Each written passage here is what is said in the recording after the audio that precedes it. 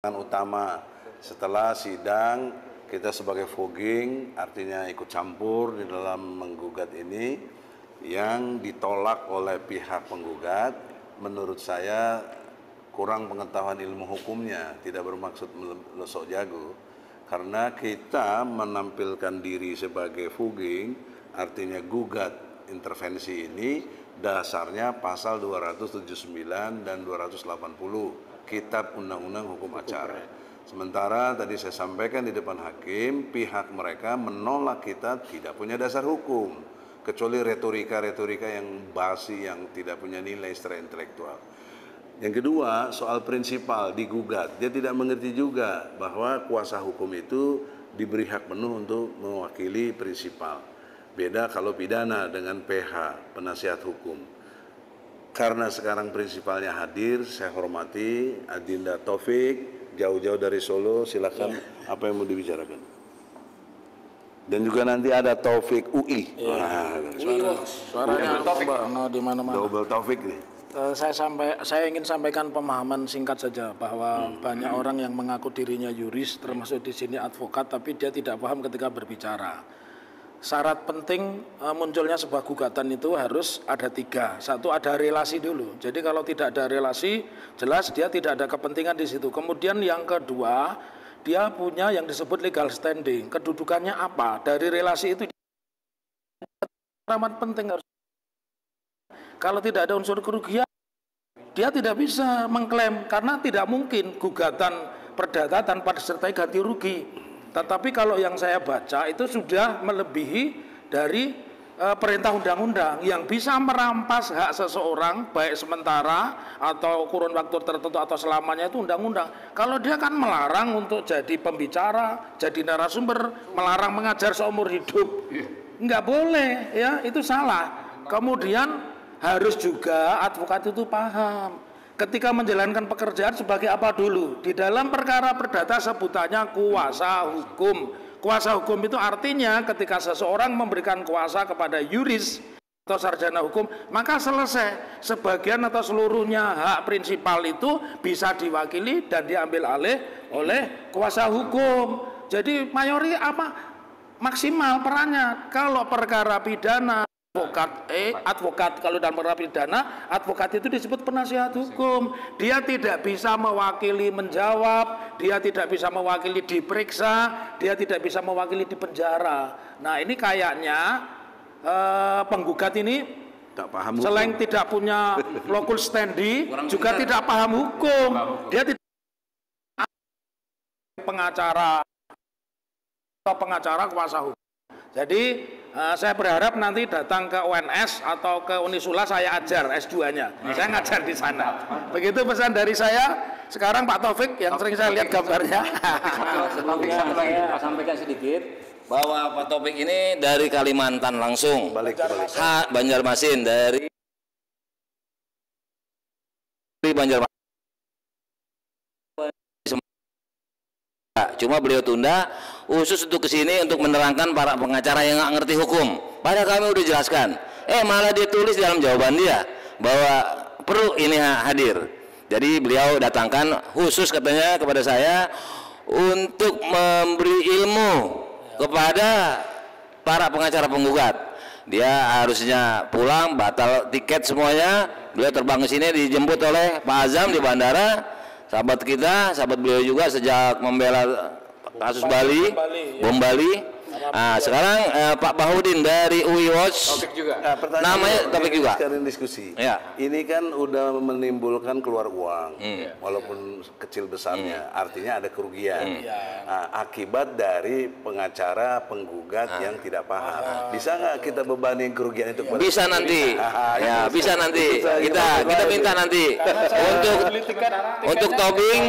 Nah, untuk topping kita ganti 3 kali dan kerugian yang lain. Ini juga. Ya. Dong kos-kos yang kesini semua. Pak Taufik Bahudin juga mau nyampaikan, beliau ini adalah dari UI Watch. Ini orang penting. Salah satu seorang penggugat untuk ijazah palsu. Kalau Pak Taufik nanti sebagai ahli di sana.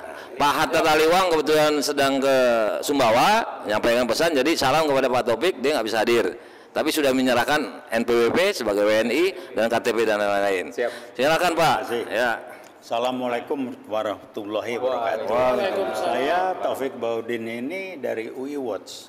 Saya nggak ngerti hukum, bukan kompetensi saya. Tadi sudah dijelaskan. Beda ilmu. Beda ilmu, beda bidang, tahu diri. Saya nggak sama ngomong. komitmennya. Nah, saya ingin menambahkan kalau ada yang pengacara yang tadi nggak ngerti hukum, masih bisa belajar. Dan harus belajar, dan ada yang mau ngajarin. Siap. Tapi yang lebih berbahaya kalau dia tidak, dan bukan kalau saya melihat dia tidak memahami yang namanya atau nilai hidup. Psikologis apa kecerdasan? Ini kecerdasan spiritual namanya. Ini nggak ada sekolahnya. Dia bisa belajar kalau dia mau, kalau dia merasa kurang. Ini kalau kualitas nggak ngerti, tapi dia merasa apalagi yang terkait kecerdasan spiritual.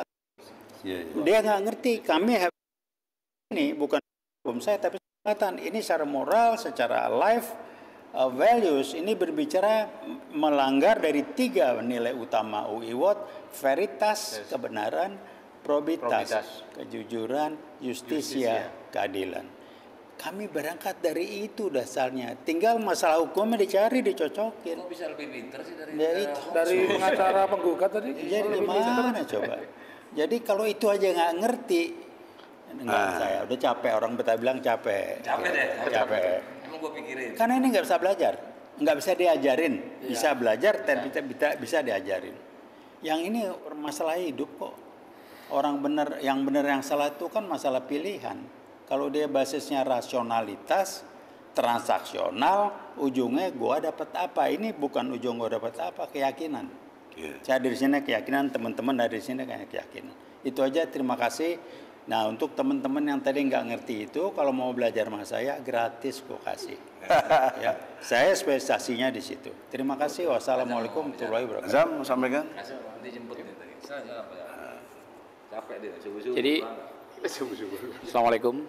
Jadi gini, saya pikir pasal 279 dan pasal Fungsinya 28 Sekjen TPUA, jangan lupa. Sekjen TPUA. Dan juga ini penting kita sampaikan. Saya kira hakim sudah harus memahami pasal 279 dan pasal 280 acara perdatanya. Jadi kalau sampai terjadi tanggal 5 putusannya, ya kan, tidak rasional, tidak pro keadilan, tidak objektif, maka kita mempertanyakan integritas dan pasti ada something, ada sesuatu. Saya yakin hakim tidak akan berani melawan undang-undang yang sudah ada. Itu yang paling penting. Karena kalau dilawan undang-undang berarti hakim sama aja dengan menggali kuburnya. Saya kira itu aja. Ya. Jadi sebelum ke ketua TPUA, saya mau sampaikan, tadi saya sampaikan kepada majelis hakim bahwa surat kuasa kita sudah didaftarkan. Itu juga permintaan penggugat, heran kita. Tapi ini beresiko hukum. Mana ada dibatalkan pendaftaran gugatan? Nggak ada putusan seumur umur, Pak. Betul, Pak? Nah, nanti kerepotan bagi dia sendiri. Makanya sebetulnya nggak perlu. Nanti kecuali udah diterima, baru antara kalah dan tidak atau NO. Permasalahannya kita daftar. Mana ada nanti kalau kita ditolak, putusan selanjutnya adalah membatalkan surat pendaftaran. Nah, bisa kita tuntut lagi nih.